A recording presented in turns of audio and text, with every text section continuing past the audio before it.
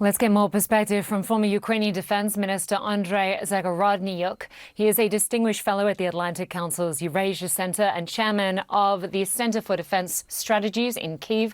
Great to have you on the program. Thanks for your time. Thank you. Thank you. So as these peace talks unfold, Russia has intensified its military aggression, striking cities across Ukraine, leading to the deaths of at least 10 people, including children. We heard the Ukrainian president describe this as a cynical way to sabotage the peace effort. From a military perspective, what do you make of the timing of this escalation? Russians always escalate before anything can change in the course of the war. They always want to show that they're acting from a position of strength. They always want to have the visible sort of dominance in the operational environment. And as long as they cannot achieve that in conventional manner, they act something which we basically consider as an act of terrorism, because they are throwing these two on people. Also, they know that President Zelensky is extremely negative about ceding the territories, and it's not only because he cannot do it by law, as any other leader of the democratic nation. The president cannot just give out the territory. It's just like it doesn't happen like that. But also because this war is not about the territory. This war is about the existence of Ukraine, and Russia is trying to eradicate the whole country. So what he wants to do, what Putin wants to do with those strikes, he wants to break the will of Ukrainian people and make sure that they kind of try to push president to wrong moves and accepting whatever the Russia demands. And going into these talks, President Trump said Ukraine could easily end this war by giving up two key things, Crimea and hopes of a NATO membership. Are those demands acceptable? I don't think they will end the war, frankly speaking. I think if we would be in a position of absolutely clearly securing the Ukraine's future, we could discuss all kinds of unconventional solutions. But the point is that we don't believe that any cessations of territory would actually lead to peace, because they would lead to the situation when Russia would show that it's gaining something, that Russia would see that there is a barrier, unstoppable barrier, unbreakable barrier for Ukraine to join the NATO community. And in this case, they would keep on going eventually, because if Ukraine ditches all the hopes to NATO, then it means that it's on its own. Question, of course, then there are about what about the security guarantees, which are currently on the table.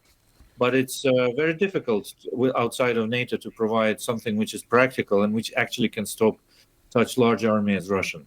So if we cannot enforce Russian promises in any way, these promises simply become empty. And then whatever they want in return, frankly speaking, is irrelevant.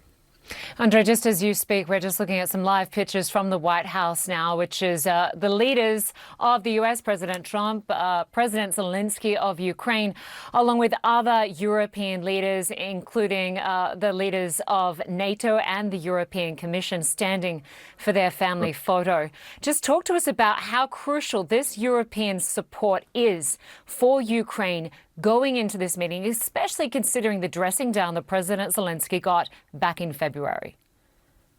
It's absolutely crucial. We extremely appreciate the European support and NATO leadership support, because that brings, first of all, objective common sense. So these are no longer discussions between the two sides, meaning United States administration and President Zelensky. It's a discussion about the Western community as a whole, including NATO. So we are absolutely certain that there will be a very a proper discussion there. So it cannot become personal, and it cannot become like pushing Ukraine to do something which would be disastrous at the end, because all European nations leaders which are currently present, they all know the situation extremely well. They have very good understanding, strategic position, and so on. So that brings us a huge confidence. And President Trump has, of course, suggested that should this meeting go well today, he's going to push for a trilateral between the Russian leader, the Ukrainian leader, and, of course, President Trump. What, in your view, would make such a meeting a success? And do you actually think it'll happen? I'm very skeptical personally about that. I don't think Putin will accept that because he clearly understands what he's doing. He understands that he is committing enormous amount of war crimes every day. Well, every day, but an enormous in a totality. And so what he's going exactly discuss with Zelensky. I mean, this is Zelensky knows what he wants, and it would be very tough to for him to stand on for Putin to stand on his position. So, frankly speaking, Putin avoids situations like that, as we have seen before, and I guess he would try to avoid this time as well. But we'll see. Trump can be very convincing sometimes, so we'll see how that goes. Andriy Zagorodnyuk, great to get your perspective from Kyiv. Thanks so much Thank for your you. time.